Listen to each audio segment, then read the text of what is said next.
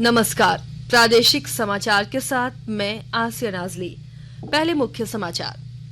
प्रधानमंत्री नरेंद्र मोदी रोम में आयोजित G20 शिखर सम्मेलन में भाग ले रहे हैं। कोविड महामारी को देखते हुए अंतर्राष्ट्रीय राजनेताओं का ये महत्वपूर्ण सम्मेलन है।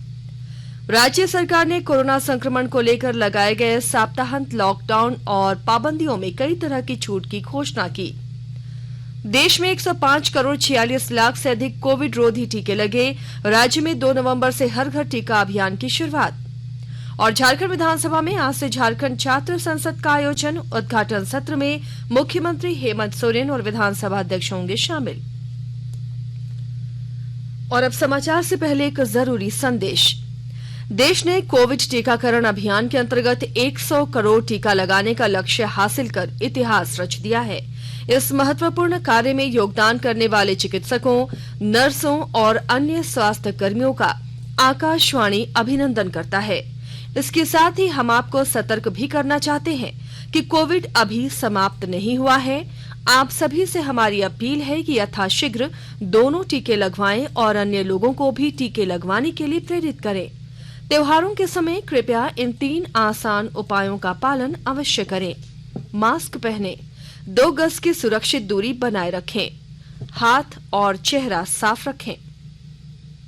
कोविड से संबंधित कोई भी जानकारी और मार्गदर्शन के लिए आप राष्ट्रीय हेल्पलाइन नंबर 011-2397-8046 और 1075 पर संपर्क करें। इसके अलावा राज्य हेल्पलाइन नंबर 104 डायल कर समस्या का त्वरित समाधान लिया जा सकता है। महिला और बाल विकास मंत्रालय की चाइल्ड हेल्पलाइन है 1098। वरिष्ठ नागरिकों के लिए हेल्पलाइन 14567। मनोवैज्ञानिक सहायता के लिए निमहांस का नंबर है 0804611007। आयुष कोविड परामर्श हेल्पलाइन नंबर है 14443 और MyGov WhatsApp help desk number 90131515 पर व्हाट्सएप मैसेज भेजकर टीके का प्रमाण पत्र यथाशीघ्र डाउनलोड किया जा सकता है।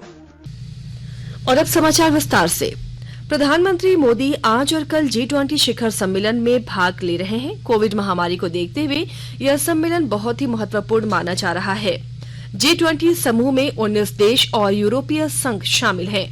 इस वर्ष G20 शिखर सम्मेलन में 3 कार्य योजनाओं लोक, पृथ्वी और समृद्धि पर ध्यान केंद्रित किया जाएगा।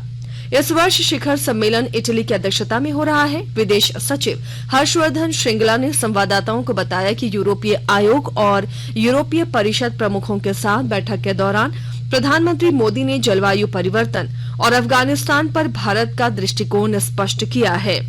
श्री श्रृंगला ने कहा कि भारत ने G20 शिखर सम्मेलन में कोविड वैक्सीन प्रमाण पत्र की परस्पर मान्यता का प्रस्ताव किया है।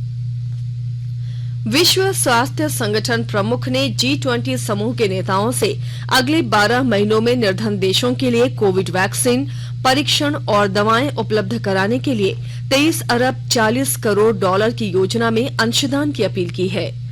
विश्व स्वास्थ्य संगठन के महानिदेशक डॉक्टर टेड्रोस एथनोम घेब्रेयेसस ने रोम में G20 शिखर सम्मेलन से पहले कहा कि यह समूह महामारी पर अंकुश के लिए आवश्यक राजनीतिक और वित्तीय प्रयासों में सक्षम है। उन्होंने कहा कि योजना के लिए अंशदान कर लाखों लोगों का जीवन बचाया जा सकता है।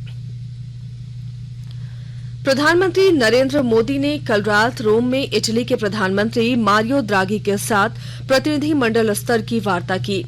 भारत और इटली ने द्विपक्षीय भागीदारी कार्य योजना 2020-25 की समीक्षा की है। दोनों देशों ने व्यापार और निवेश संपर्क बढ़ाने पर प्रतिबद्धता पर बल दिया। नवीकरणीय और स्वच्छ ऊर्जा के क्षेत्र में द्विपक्षीय सहयोग बढ़ाने के लिए दोनों देशों ने कार्यनीतिक भागीदारी की घोषणा करते हुए संयुक्त वक्तव्य जारी किया और ग्रीन कॉरिडोर परियोजनाएं, स्मार्ट ग्रिड, ऊर्जा भंडारण, गैस परिवहन, हरित हाइड्रोजन विकास और जैव ईंधन को बढ़ावा देने में साझेदारी पर सहमति व्यक्त की है। दोनों नेताओं ने जलवायु परिवर्तन से निपटने के लिए स्वच्छ ऊर्जा उपयोग बढ़ाने में सहयोग का संकल्प लिया। दोनों देशों के बीच विशेष रूप से स्वच्छ ऊर्जा और नवीकरणीय ऊर्जा क्षेत्र में निवेश पर चर्चा हुई। बैठक के बाद श्री मोदी ने एक ट्वीट में बताया कि दोनों देशों के बीच आर्थिक संपर्क तथा सांस्कृतिक और पर्यावरण संरक्षण सहयोग बढ़ाने की अपार संभावनाएं हैं। राज्य सरकार ने कोरोना संक्रमण को लेकर लगाए गए सप्ताहांत लॉकडाउन और पाबंदियों में कल कई तरह की छूट की घोषणा की है। कोरोना संक्रमण को देखते हुए रविवार को कई महीनों से चल रहे लॉकडाउन को अब पूरी तरह समाप्त कर दिया गया है। मुख्यमंत्री हेमंत सोरेन की अध्यक्षता में कल देर शाम संपन्न हुई आपदा प्रबंधन की बैठक के बाद मुख्यमंत्री ने पत्रकारों के माध्यम से राज्य की जनता से अपील करते हुए त्योहारों को कोरोना दिशा निर्देशों के साथ सबके सहयोग से मनाने की अपेक्षा की। सामान्य स्थिति बनाने की प्रयास हो रही है और सरकार राज्य की जनता के प्रति उनके समस्याओं के प्रति हर एक विषय पर गंभीरता से विचार करती है। इसमें राज्य की जनता का भी सहयोग नितांत आवश्यक है। आने वाला समय अभी दीपावली है, छठ का पूजा है, गुरु नानक जयंती है, कई त्योहारें हमारी, और अभी भी आपको पता है वैश्विक महामारी यहाँ वहाँ राज्य के अलग अलग क्षेत्रों में कुछ संक्रमण की खबरें आती है। हमारी चिंता है कि जिस तरीके से ये धीरे धीरे वापसी की ओर है उसे उस्काने का काम हम ना करें और पूरी सावधानी के साथ अपने त्योहारों को मनाएं। स्वास्थ्य मंत्री बन्ना गुप्ता ने कहा कि पिछले वर्ष की तरह इस वर्ष नदी घाटों पर जाकर छठ पूजा करने पर कोई पाबंदी नहीं होगी। हालांकि उन्होंने कहा कि कोरोना को देखते हुए हर किसी को सावधानी बरतनी चाहिए। स्वास्थ्य मंत्री ने बताया कि बाजार खुलने का समय सामान्य कर दिया गया है और 8 बजे रात तक दुकानें खोलने की पाबंदी हटा ली गई है। इसके अलावा सरकार ने स्टेडियम में 50% दर्शकों के प्रवेश की अनुमति दी है। देश के 75वें स्वाधीनता दिवस समारोहों के उपलक्ष्य में आजादी का अमृत महोत्सव के अंतर्गत प्रादेशिक समाचार एकांश आकाशवाणी रांची द्वारा स्वाधीनता संग्राम और उसके गौरवशाली इतिहास पर 18 अगस्त से साप्ताहिक अमृत महोत्सव क्विज का शुभारंभ किया गया है।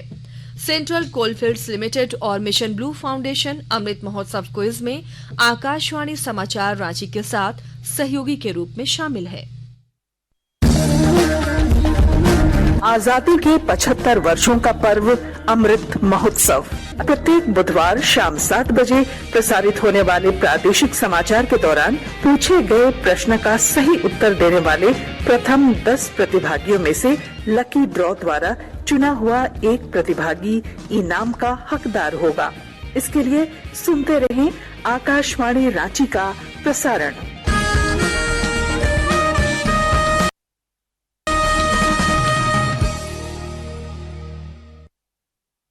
आकाशवाणी के ताजा तरीन समाचारों के लिए आप हमारी वेबसाइट newsonair.com पर लॉग इन कर सकते हैं। ताजा समाचार Twitter handle @AIR news alerts और Facebook page all India radio news पर भी उपलब्ध है।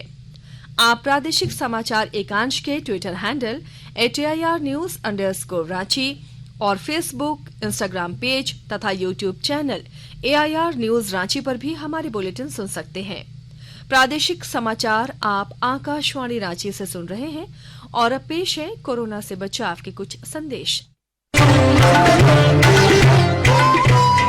कोविड-19 से बचाव और सुरक्षित रहने के 3 उपाय।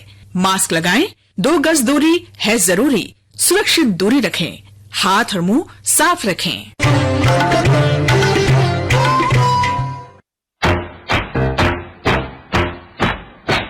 चलो मिलकर एक शुरुआत करें, चलो एक फैसला आज करें, मास्क नहीं तो टोकेंगे, कोरोना को रोकेंगे, चलो एक वादा करते हैं, चलो कुछ वादा करते हैं, मास्क नहीं तो टोकेंगे, कोरोना को रोकेंगे। भारत सरकार द्वारा जनहित में जारी। देश में अब तक 105 करोड़ 46 लाख से अधिक कोविड टीके लगाए जा चुके हैं। इनमें 73 करोड़ 5 लाख से अधिक पहली डोज और 32 करोड़ 41 लाख से अधिक दूसरी डोज शामिल है। राज्य के 9 जिलों में घर घर जाकर अब कोरोना का टीका लगाया जाएगा। केंद्रीय स्वास्थ्य मंत्रालय के मुताबिक गढ़वा, गुमला, लातेहार, पाकुड़, साहिबगंज, देवघर, गिरिडीह और पश्चिमी सिंहभूम जिले में 1 महीने तक चलने वाले अभियान की शुरुआत 2 नवंबर को होगी। झारखंड विधानसभा में आज PRS लेजिस्लेटिव रिसर्च की ओर से झारखंड छात्र संसद का उद्घाटन सत्र आयोजित किया जाएगा। उद्घाटन सत्र में मुख्यमंत्री हेमंत सोरेन, झारखंड विधानसभा अध्यक्ष रविंद्रनाथ महतो और संसदीय कार्य मंत्री आलमगीर आलम भाग लेंगे। सत्र के बाद छात्र सदस्यों की मंत्रिपरिषद की बैठक भी होगी। पीआरएस लेजिस्लेटिव रिसर्च की ओर से झारखंड छात्र संसद में भाग लेने वाले सभी छात्र सदस्यों को प्रशिक्षण दिए जाने का कार्य प्रारंभ हो चुका है। इसके तहत कल राष्ट्रगान की धुन के साथ छात्र सदस्यों के कार्यवाहियों में प्रोटेम स्पीकर का चयन कर उनका शपथ ग्रहण कराया गया। प्रोटेम स्पीकर की अध्यक्षता में छात्र सदस्यों की सर्वदलीय बैठक भी आयोजित की गई। संघ लोक सेवा आयोग यूपीएससी ने सिविल सेवा प्रारंभिक परीक्षा 2021 के परिणाम घोषित कर दिए हैं। यह परीक्षा इस महीने की 10 तारीख को हुई थी। इस परीक्षा में शामिल हुए उम्मीदवार यूपीएससी की आधिकारिक वेबसाइट upsc.gov.in पर परीक्षा परिणाम देख सकते हैं। अंतर्राष्ट्रीय व्यापार मेला नई दिल्ली में 14 से 27 नवंबर तक आयोजित होगा। इस मेले की थीम आत्मनिर्भर भारत, नए भारत का सपना है। इस वर्ष मेले में बिहार सहयोगी राज्य होगा, जबकि उत्तर प्रदेश और झारखंड फोकस राज्य होंगे। मेले में देश विदेश से 2000 से अधिक भागीदारों के आने की आशा है। अभी तक अफगानिस्तान, बांग्लादेश, बहरीन, चीन, घाना, किर्गिस्तान, ट्यूनीशिया, तुर्की, श्रीलंका और संयुक्त अरब अमीरात ने इस मेले में भाग लेने की पुष्टि की है। गिरिडीह जिले में जिन दिव्यांगजनों को प्रधानमंत्री रोजगार गारंटी योजना का लाभ नहीं मिला है, उन्हें राज्य सरकार 1 लाख रुपए तक का अनुदान देगी। विस्तृत ब्यौरा दे रहे हैं हमारे गिरिडीह संवाददाता। जिन दिव्यांगों को प्रधानमंत्री रोजगार गारंटी योजना का लाभ नहीं मिला है, वैसे लोगों को झारखंड राज्य दिव्यांगजन विकास निधि से 1 लाख रुपए तक का अनुदान मिलेगा। गिरिडीह डीसी राहुल कुमार सिन्हा ने बताया कि राज्य दिव्यांगजन विकास निधि से दिव्यांगों को 50,000 से 1 लाख रुपए तक का अनुदान दिया जाएगा। गिरिडीह जिले में 5 दिव्यांगों को रोजगार के लिए 1-1 लाख रुपए का अनुदान दिया जा रहा है। डीसी राहुल सिन्हा ने बताया कि सहयोग राशि प्राप्त करने के लिए जिला समाज कल्याण पदाधिकारी को आहारता प्राप्त दिव्यांगजन आवेदन कर सकते हैं। रमेश प्रभाकर, आकाशवाणी समाचार, गिरिडीह। चाईबासा पुलिस ने कल पीएलएफआई नक्सली संगठन के 2 सक्रिय सदस्यों को गिरफ्तार किया है। पुलिस ने गिरफ्तार नक्सलियों से देसी कट्टा सहित 11 जिंदा गोली बरामद की। सीआरपीएफ 94 बटालियन और जिला पुलिस ने चाईबासा और खूंटी जिले के सीमावर्ती क्षेत्र के जंगल से दोनों नक्सलियों को गिरफ्तार किया। भारत की पीवी सिंधु ने फ्रेंच ओपन बैडमिंटन टूर्नामेंट के महिला सिंगल्स सेमीफाइनल में पहुंच गई हैं। 2 बार की ओलंपिक पदक विजेता सिंधु ने क्वार्टर फाइनल में थाईलैंड की बुसानन ओंगबाम रुंगफन को 21-14, 21-14 से हराया। खिताबी मुकाबले में जगह बनाने के लिए आज शाम सिंधु का सामना जापान की सयाका ताकाहाशी से होगा। और अब अखबारों की सुर्खियां। राज्य से प्रकाशित होने वाले अधिकांश अखबारों ने राज्य में मुख्यमंत्री हेमंत सोरेन द्वारा लॉकडाउन में दी गई छूट की खबर को पहले पन्ने पर प्रमुखता से प्रकाशित किया है। दैनिक प्रभात खबर ने लिखा है, G20 बैठक के लिए पीएम मोदी रोम में। दैनिक भास्कर ने लिखा है, मेजबान झारखंड को 3-2 से हराकर हरियाणा लगातार 2 बार चैंपियन। दैनिक हिंदुस्तान ने लिखा है, जेसीएससीए स्टेडियम में 50% दर्शक देख सकेंगे T20 मैच। दैनिक जागरण ने लिखा है, कोरोना महामारी में दिखा झारखंड पुलिस का मानवीय चेहरा। दैनिक रांची एक्सप्रेस ने हाईकोर्ट के हवाले से लिखा है, जज उत्तम आनंद मौत के मामले में सीबीआई साजिश ढूंढने में विफल। अंग्रेजी दैनिक टाइम्स ऑफ इंडिया और हिंदुस्तान टाइम्स ने आर्यन खान की रिहाई की खबर को पहले पन्ने पर लिया है। और अब अंत में मुख्य समाचार एक बार फिर। प्रधानमंत्री नरेंद्र मोदी रोम में आयोजित G20 शिखर सम्मेलन में भाग ले रहे हैं। कोविड महामारी को देखते हुए अंतर्राष्ट्रीय राजनेताओं का ये महत्वपूर्ण सम्मेलन है। राज्य सरकार ने कोरोना संक्रमण को लेकर लगाए गए सप्ताहांत लॉकडाउन और पाबंदियों में कई तरह की छूट की घोषणा की। देश में 105 करोड़ 46 लाख से अधिक कोविड रोधी टीके लगे। राज्य में 2 नवंबर से हर घर टीका अभियान की शुरुआत। और झारखंड विधानसभा में आज से झारखंड छात्र संसद का आयोजन। उद्घाटन सत्र में मुख्यमंत्री हेमंत सोरेन और विधानसभा अध्यक्ष होंगे शामिल। इसके साथ ही आकाशवाणी रांची से प्रादेशिक समाचार का ये बुलेटिन समाप्त हुआ। नमस्कार। घर में रहिए, सुरक्षित रहिए और सुनते रहिए आकाशवाणी।